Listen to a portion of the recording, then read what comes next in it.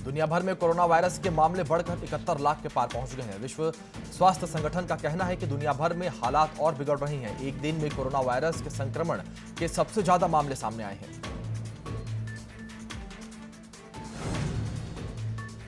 देश में कोरोना मरीजों की संख्या 2,66,000 के पार पहुंच गई है। 24 घंटे में सबसे ज्यादा 331 लोगों की मौत हुई है। 9,987 नए केस सामने आए हैं। यूपी में कोरोना से जंग जारी है। सुधरते हालात के बीच रिकवरी रेट 48.04% है। अब तक 13,000 लोगों के सैंपल लिए जा चुके हैं। वहीं 6,344 लोगों को डिस्चार्ज किया गया है।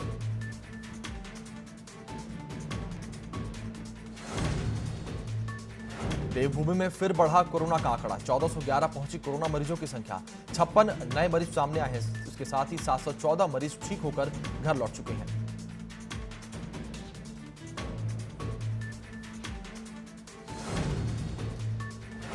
वाराणसी में काशी विश्वनाथ कॉरिडोर काम तेजी से अपने वास्तविक रूप में सामने आ रहा है। लॉकडाउन में निर्माण का काम कुछ दिनों के लिए बंद हुआ था, लेकिन इसी बीच काम फिर से शुरू कर दिया गया है, जहां तकरीबन 250 से 300 मजदूर काम में जुटे हुए हैं। विश्वनाथ मंदिर से मां गंगा का जो रास्ता सामने से जाने वाला था, वह पूरी तरफ से दिखाई देने लगा है।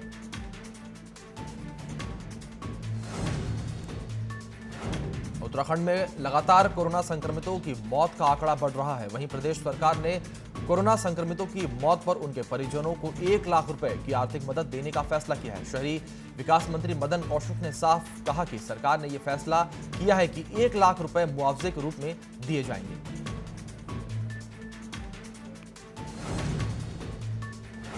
महाराष्ट्र में कोरोना वायरस का संक्रमण रोजाना तेजी पकड़ता चला जा रहा है। देश में सबसे ज्यादा मरीज अभी भी महाराष्ट्र में हैं। पिछले 24 घंटे में महाराष्ट्र में कोरोना के 2553 नए मामले सामने आए हैं। इसके साथ ही 24 घंटे में इस महामारी से 109 लोगों की मौत हुई है। अब तक कुल मौतों का आंकड़ा 3,169 पर पहुंच गया है। महाराष्ट्र में कोरोना के एक्टिव केस की संख्या 44,374 है।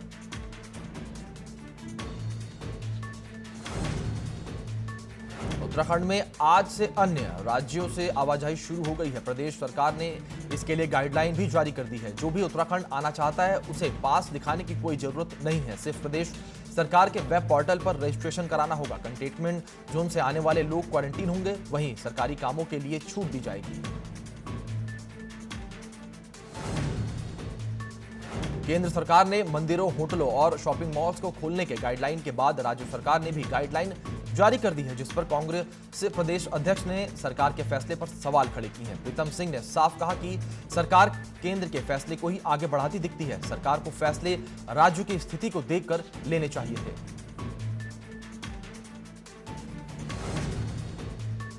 उत्तराखंड में जोनिंग की व्यवस्था को समाप्त कर दिया गया है। रेड, ऑरेंज और ग्रीन जोन में अब कोई जिला नहीं रखा जाएगा। कोरोना संक्रमण के हिसाब से कंटेनमेंट जोन बनाए जाएंगे। वहीं गाइडलाइन के हिसाब से प्रतिबंध लगेंगे। नगर निगम, नगर पंचायत में संक्रमण के आधार पर प्रतिबंध का फैसला लिया जाएगा।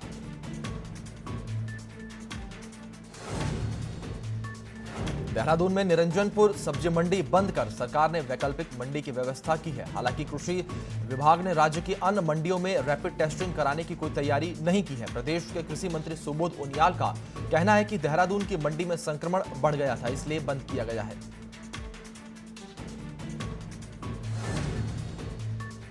दिल्ली में कोरोना वायरस के बढ़ते मामलों के बीच केजरीवाल सरकार के फैसलों को लेकर आप पार्टी और बीजेपी के बीच खींचतान भी बढ़ गई है। मामला यह हुआ कि दिल्ली के उपराज्यपाल अनिल बैजल ने अरविंद केजरीवाल की सरकार के 2 फैसलों को पलट दिया। उसके बाद आप पार्टी विपक्षी दल बीजेपी पर आग बबूला हो गई।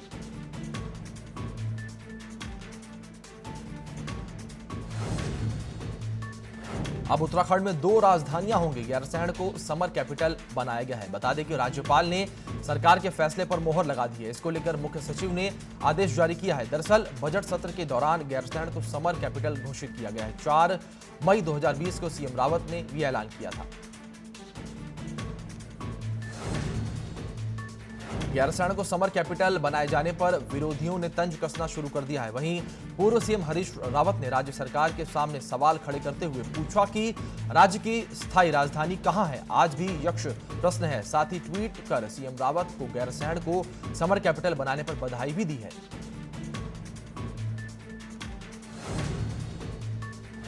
चारधाम को लेकर सरकार ने बड़ा फैसला लिया है। बद्रीनाथ केदारनाथ धाम की यात्रा पर रोक बरकरार रखने का फैसला लिया है। 30 जून तक केदारनाथ धाम की यात्रा शुरू नहीं होगी। राज्य सरकार ने देवस्थानम बोर्ड को इस पर तीर्थ पुरोहितों से बातचीत के बाद निर्णय लेने का अधिकार दिया था। इस सभी पक्षों पर बैठक हुई थी।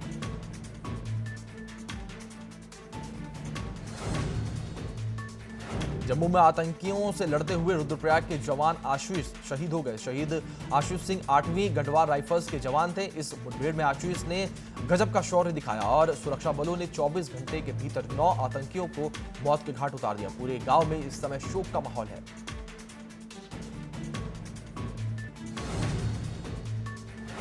शहीद आशीष की शहादत पर सीएम ने दुख जताया है। ट्वीट कर आशीष की शहादत को कोटि कोटि नमन किया है। साथ ही लिखा है कि मातृभूमि की रक्षा के लिए सैन्य धाम उत्तराखंड के एक और सपूत ने अपना सर्वोच्च बलिदान दिया है। गढ़वाल राइफल्स के आशीष सिंह जम्मू में आतंकियों के साथ मुठभेड़ में शहीद हुए हैं। आशीष की शहादत को कोटि कोटि नमन। देश में जहां अनलॉक 1 के तहत हर चीज खोली जा रही है, ऐसे में जल्द ही देश में स्कूल और कॉलेजों को खोलने की सुगबुगाहट भी तेजी से दिखाई दे रही है। वहीं कांग्रेस के प्रदेश उपाध्यक्ष सूर्यकांत घमसाना का कहना है कि केंद्र और राज्य सरकारों को बच्चों की जान से नहीं खेलना चाहिए और सरकार को जब तक संक्रमण खत्म नहीं हो जाता तब तक स्कूल नहीं खोलने चाहिए।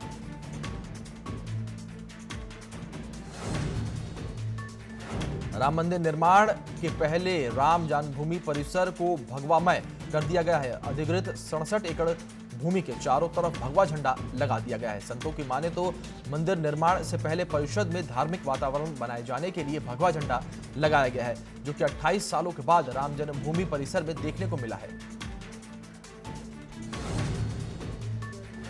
चंपावत में लॉकडाउन के कारण करीब 75 दिन बाद कामकाज शुरू हो रहा है, जिसमें अनलॉक 1 में होटल, रेस्टोरेंट और धार्मिक स्थलों को खोल दिया गया है। होटल, रेस्टोरेंट खुलते ही बाजार लोगों की भीड़ बढ़ने लगी है। केंद्र और राज्य सरकार की गाइडलाइंस के अनुसार होटल, रेस्टोरेंट एवं धार्मिक स्थलों पर जाने वाले व्यक्तियों को आरोग्य सेतु ऐप और मास्क लगाने के साथ ही सोशल डिस्टेंसिंग का पालन करना होगा।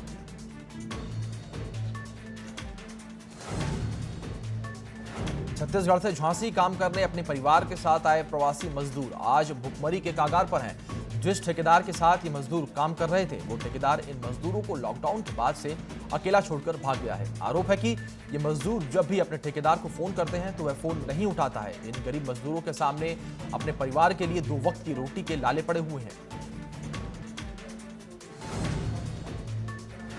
बरेली में पुलिस और बदमाशों के बीच मुठभेड़ हो गई है। मुठभेड़ में 50,000 का इनामी बदमाश भूरा पठान को गिरफ्तार किया गया है। 2 साल से डकैती और हत्या के मामले में बदमाश फरार चल रहा था। वहीं भूरा पठान का एक साथी मौके से फरार हो गया। पुलिस को सूचना मिली थी कि बदमाश किसी घटना को अंजाम देने की फिराक में है।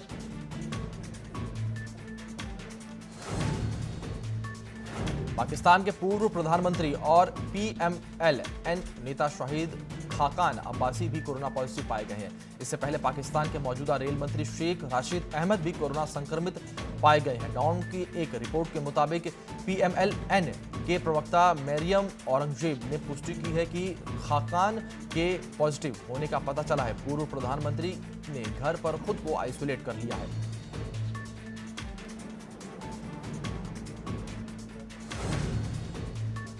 ग्रेटर नोएडा के बादलपुर थाना इलाके में पुलिस और बदमाशों के बीच मुठभेड़ हो गई। मुठभेड़ में एक बदमाश को गोली लग गई, वहीं दूसरा बदमाश फरार हो गया। पुलिस ने घायल बदमाश को अस्पताल में भर्ती कराया है। हत्या, लूट और अपहरण के मामले में बदमाश फरार चल रहा था। पुलिस ने बदमाश के पास से तमंचा और मोटरसाइकिल बरामद की है।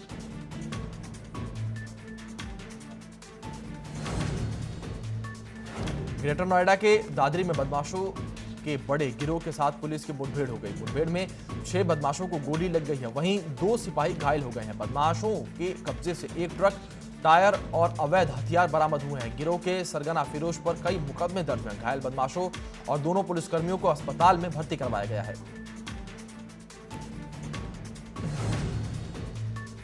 मुजफ्फरनगर में 2 अलग अलग थाना क्षेत्रों में बदमाश और पुलिस के बीच मुठभेड़ हो गई। शामली बाईपास रोड पर चेकिंग के दौरान मुठभेड़ हुई। मुठभेड़ में हिस्ट्री शीटर बदमाश चुन्नू घायल हो गया। घायल बदमाश के पास से तमंचा, बाइक और कारतूस बरामद किए गए हैं। वहीं बुढ़ाना के बड़ौत रोड नहर पटरी पर भी मुठभेड़ के दौरान 75,000 का इनामी बदमाश गिरफ्तार कर लिया गया है।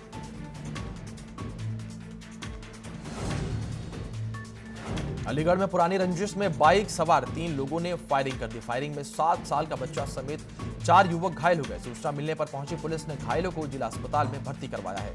2 युवकों को मेडिकल कॉलेज रेफर किया गया है। फिलहाल पुलिस हमलावरों की तलाश कर रही है।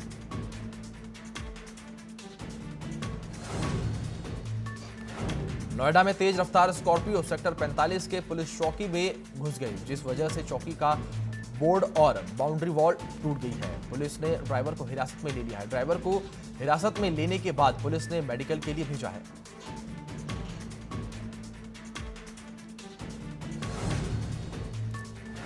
उन्नाव में ट्रांसफार्मर की चिंगारी से आग लग गई। एक गुमती टायर की 2 दुकानें जलकर खाक हो गई। सूचना मिलने के बाद भी फायर ब्रिगेड की टीम देर से पहुंची, जिस वजह से लाखों का सामान जलकर राख हो गया। लोगों ने राहगीरों की मदद से आग पर काबू पाया। फायर ब्रिगेड की लेट लतीफी पर लोगों ने विरोध दर्ज कराया है।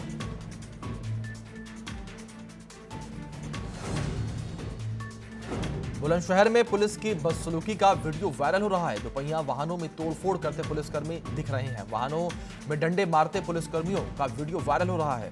सिकंदराबाद में कोरोना के बढ़ते मामले को देखते हुए सील किया गया है।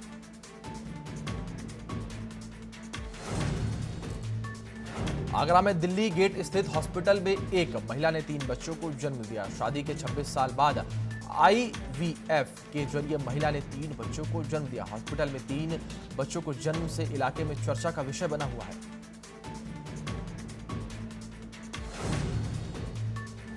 मथुरा में एक दूधमुही बच्ची को मां ने मंदिर के दरवाजे पर रख दिया और चली गई। स्थानीय लोगों ने इसकी जानकारी पुलिस को दी। मौके पर पहुंची पुलिस ने दूधमुही बच्ची का स्वास्थ्य परीक्षण कराया, जहां दूधमुही बच्ची को स्वास्थ्य केंद्र के कर्मचारियों ने पहचान लिया और बच्ची के बारे में परिजनों को सूचना दी। सूचना के बाद बच्ची के परिजन भी मौके पर पहुंच गए हैं, जिनसे बात करने पर पता चला कि कदम बेबस मां ने यह कदम गृह कलेश के चलते उठाया था। बुलंदशहर में एसपी के पूर्व विधायक भगवान शर्मा ने पेरीफेरल एक्सप्रेसवे पर कुछ समर्थकों के साथ केक काटा। समर्थकों के रोके जाने के बाद गाड़ी पर रखकर फरसे से केक काटा। समर्थकों की भीड़ ने न तो मास्क लगाया था, वहीं जमकर सोशल डिस्टेंसिंग का उल्लंघन भी किया।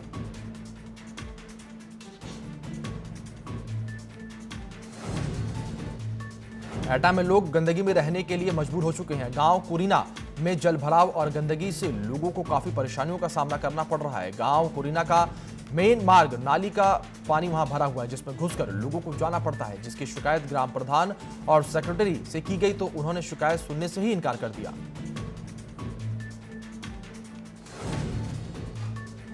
मेरठ में एक महिला के ससुराल वाले उसे दहेज के लिए परेशान करते हैं और उसके साथ मारपीट करते हैं। जब महिला ने दहेज देने से इनकार किया तो ससुराल वाले महिला के मायके पहुंच गए और महिला के साथ मारपीट की और गोली भी चला दी। गनीमत यह रही कि महिला को गोली नहीं लगी। महिला ने पुलिस से न्याय की गुहार लगाई है।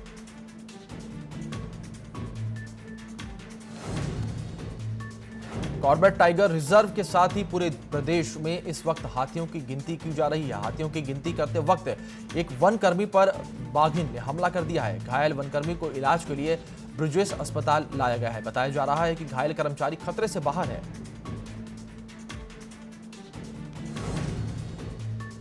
पीलीभीत में हाईवे पर बाघ देखा गया है। लोगों का कहना है कि बाघ कई दिनों से लगातार हाईवे पर देखा जा रहा है। बाघ देखे जाने के बाद आसपास के लोगों में दहशत का माहौल है। हाईवे पर अब जाम भी लगने लगा है। ऐसी आशंका भी जताई जा रही है कि बाघ कहीं भीड़ पर हमला न कर दे।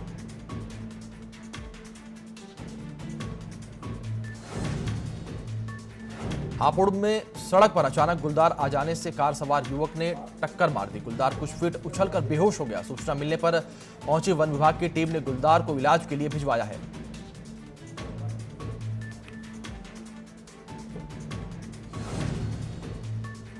उत्तराखंड सरकार के पशुपालन महकमे ने ऑस्ट्रेलिया से मैरिनो भेड़ों को मंगवाया था, जिन्हें टिहरी में रखा गया है। अब सरकार की पशुपालन मंत्री ही इन भेड़ों की खरीद पर सवाल खड़े कर रही हैं। पशुपालन मंत्री रेखा आर्या का कहना है कि मेरे पास शिकायतें आई हैं कि भेड़ें बूढ़ी हैं और ज्यादा कीमतों में खरीदी गई हैं। इस मामले में वो जांच करेंगी और खुद भी टिहरी जाएंगी।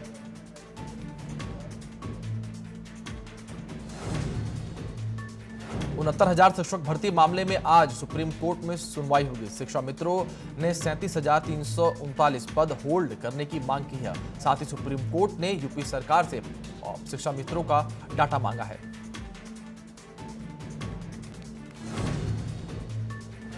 बिहार के बाद अब केंद्रीय गृह मंत्री अमित शाह वर्चुअल रैली के जरिए पश्चिम बंगाल विधानसभा चुनाव के अभियान की शुरुआत करेंगे। गृह मंत्री अमित शाह रैली को संबोधित करेंगे। पश्चिम बंगाल के सभी शीर्ष नेता वर्चुअल तरीके से रैली का हिस्सा बनेंगे। बंगाल के बीजेपी अध्यक्ष दिलीप घोष ने कहा कि इस रैली से राज्य में सियासी बदलाव की शुरुआत होगी।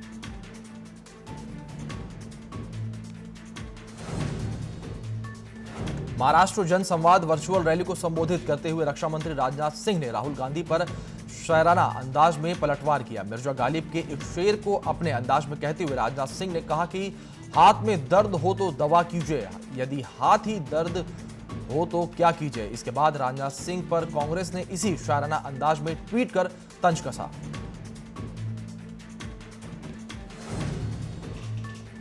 आरजेडी नेता तेजस्वी यादव को आगामी बिहार विधानसभा चुनाव के लिए मुख्यमंत्री उम्मीदवार बनाने को लेकर महागठबंधन में दरार पैदा हो गई है। महागठबंधन के घटक दल और पूर्व मुख्यमंत्री जीतन राम मांझी की पार्टी हिंदुस्तानी आवाम मोर्चा ने साफ तौर पर कह दिया है कि तेजस्वी यादव महागठबंधन के नेता नहीं हैं।